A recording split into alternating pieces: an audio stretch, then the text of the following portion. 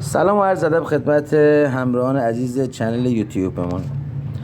آموزشی که میخوام الان بهتون بدم اینه که سربندی های کمپرسور، رن و استارت کامان رو میخوام بهتون آموزش بدم که چطور به خازن و کنتاکتور سری کنید. ببینید اینجا یه دونه، گوش کن تا هم یاد بگیریم. اینجا یه دونه ما استارت داریم، رن داریم و کامان. استارتمون که خیلی مشخص و معموله. اگر خازنمون 2 فیش بود میخوره به یه سر خازن به صورت تکی. اگر خازنمون 3 فیش بود میخوره بالا سر هرم. بالا سر هرممون سیم استارتمون نصب میشه. اینو بس کن به یک از پایا.